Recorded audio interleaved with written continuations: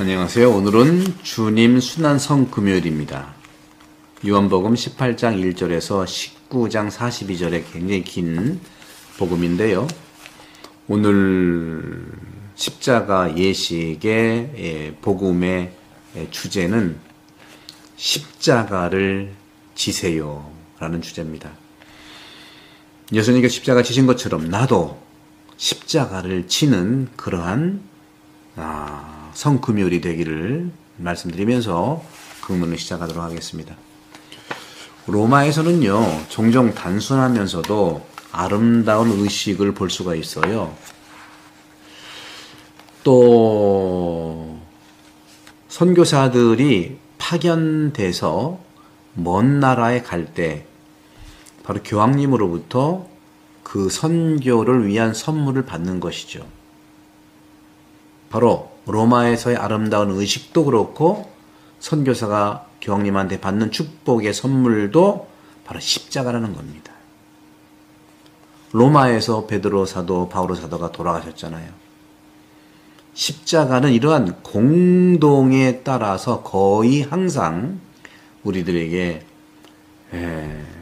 선물로, 구원의 선물로 드리는 거죠. 우리가 매번 사순시기 때 십자가로 온 세상을 구원하셨나이다 하고 기도하잖아요.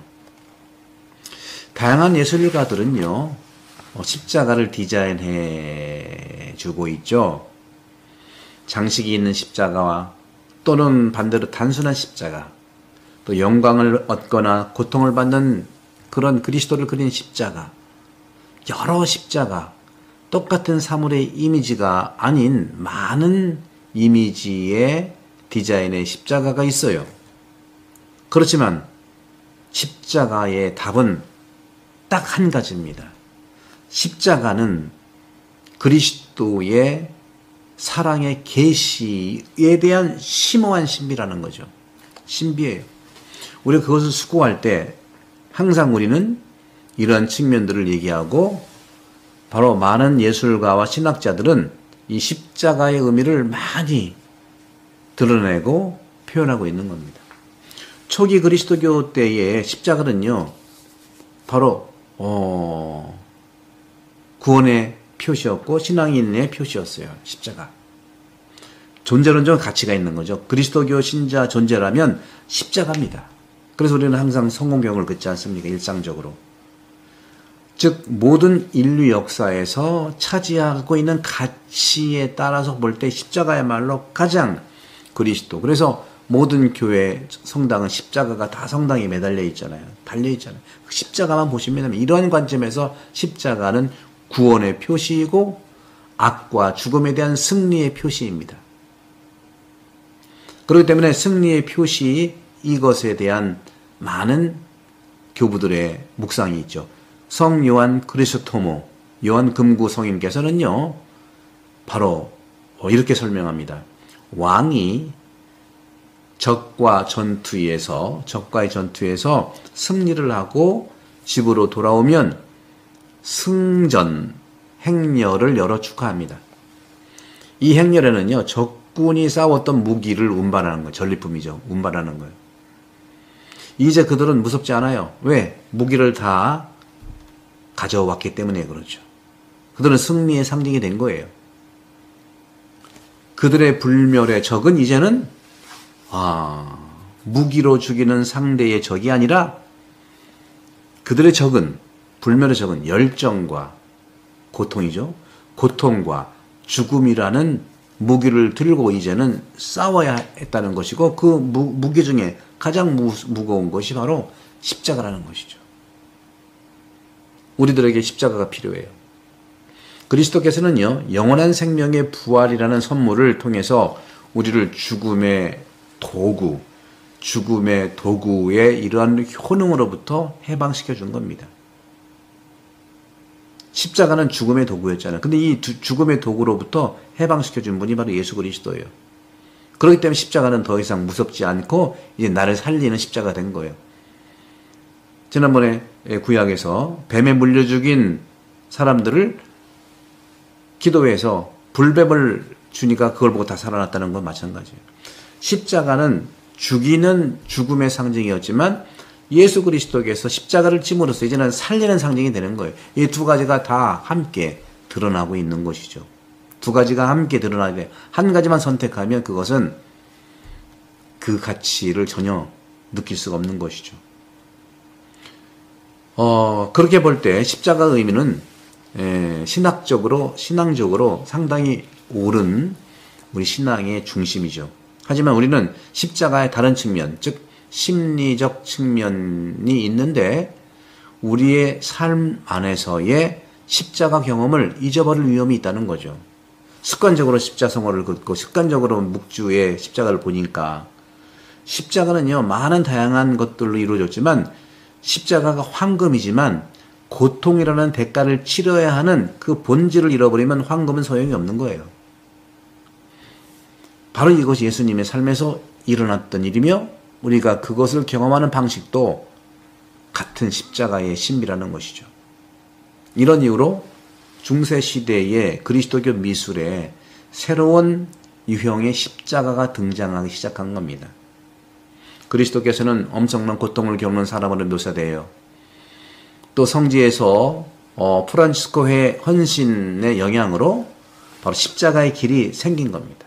십자가의 길, 비아 크루시스. 또 가시관으로부터 십자가의 어떤 많은 그 파편들, 이런 것들이 그리스도 순환의 유물로 숭배된 겁니다.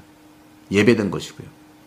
그렇다면 이 같은 신비의 측면에서 우리가 심각하게 돌아봐야 할, 반성해야 될 측면들이 있어요. 성찰할 측면이 있는 건데 바로 이것은 부분적이라는 걸 꼭 기억하십시오. 가시관이라든가 또 그리스도 십자가의 파편이라든가 순환의 유물이라든가 예배하는 건 좋지만 굉장히 중요한 것은 이것도 십자가 희생의 핵심 가치에서 부분적인 것에 불과하다는 거예요. 여기에 이 위험에 빠지지 말길 바랍니다. 이 위험을 피하기 위해서 중세 예술가들은 바로 이렇게 무엇인가를 더 추가하기 시작했어요. 바로 그런 것들이 바로 부활입니다. 부활이 없는 십자가 의미가 없는 거예요. 신학자들도 마찬가지예요. 그리스도의 이런 삶을 묘사한 그림들이 있는데 승천 예수님, 타보르산에서 본래의 모습을 보여주시는 부활의 모습으로서의 변모, 승리의 성격을 띄었다는 것이죠. 이것이 바로 십자가 예술적 표현에서 나타난 몇 가지 주요 경향이에요. 그런 점에서 볼 때 신학자들은요, 좀 더 완전해지고 싶어 했어요. 하지만 신학자들 역시 인간의 성찰과 죽음과 승리, 고통과 행복, 이런 두 가지 상반된 측면을 조화시키는데 어려움을 겪은 건 사실이에요. 십자가냐 부활이냐, 바로 동전의 한면이 양면이라는 것이죠. 최근에 신학자들, 사상가들은 하느님이면서 인간이신 신인의 예수 그리스도의 심리적 상태에 대해서 관심을 많이 갖게 되었죠. 저도 학교 학생들한테, 신부가 된 학생들이 23년 동안 끊임없이 그리스도를 강의해 왔습니다마는 바로 여기에서 하느님이자 인간이신 예수 그리스도 신인은 독특한 인격체로서 고통과 행복의 상태를 동시에 겪은 거예요. 그러니까 우리는 고통만 빠져서도 안 되고 행복만 빠져서도 안 되는 거예요. 고통과 행복이 함께 가는 십자가라는 것이죠. 신앙이라는 것이죠. 이 주제에 대한 성찰을 깊이 복음적으로 해야 되는 것이고, 추상적인 성찰은 도움이 안 됩니다. 추상, 상상, 망상은 안 되는 거죠. 이웃의 내면 상태를 이해하는 것이 참 어려운데 그리스도께서 경험하신 마음, 즉 그러니까 이웃의 마음도 이해하기가 쉽지 않은데 그리스도께서 경험하신 마음, 신적이고 인간적인 신비의 깊이를 상상하는 것은 더욱더 훨씬 어려운 거죠. 당연히. 하지만 방법을 사용하면 가능한 한 구체적으로 좋은 생각, 아이디어를 얻을 수 있는 거예요. 요한 클리마쿠스 영성가는요, 이렇게 비교하면서 유비적으로 말하고 있어요. 어떤 걸까요? 그는 요한 클리마쿠스 영성관 이렇게 말했어요. 누구에게도 태양을 직접 쳐다보지 말라고 조언하고 있는 거죠. 눈이 멀잖아요. 태양을 직접 쳐다보면 눈이 멀게 되었기 때문에, 그렇기 때문에 방법이 있어요. 물에 반사된 태양을 관찰하는 것이 훨씬 더 안전하다. 여기는 덜 밝지만 더욱더 관찰을 잘할 수 있다는 겁니다. 마찬가지로 예수 그리스도의 완벽함을 직접 묵상하면 우리의 눈이 멀게 될 수 있어요. 하지만 성인들의 삶에 반영된 것을 살펴보면 그것이 우리에게 가장 쉽게 안전하게 다가올 수 있다는 거죠. 바로 자신의 완전함의 정도에 따라 자신 안에서 그리스도의 신비를 살아간다는 겁니다. 그렇게 봤을 때 십자가의 신비에 관해서 그것을 꿰뚫어 볼 수 있는 훌륭한 안내자들이 있는데 바로 프란치스코 학파의 중세 신비주의자들이에요. 그들은 바로 폴리뇨의 성 안젤라라는 단순한 여성이 중요한 역할을 했어요. 그녀는 자신의 심오한 경험을 짧은 글로 표현했습니다. 하지만 그녀의 글은 책을 읽는 것이 아니라 그녀 자신의 영적 경험에서 나온 것이기 때문에 문제의 핵심을 잘 짚어냅니다. 오늘은 길기 때문에 또 두 번째 면에서 이 부분들을 좀 더 일부 설명을 좀 해보도록 할게요. 구독, 선교 부탁드리고 성금요일에 십자가를 집시다. 이 신비에 축복드립니다. 성부와 성자와 성령께서는 여러분을 강복합니다. 구독, 선교 부탁해요.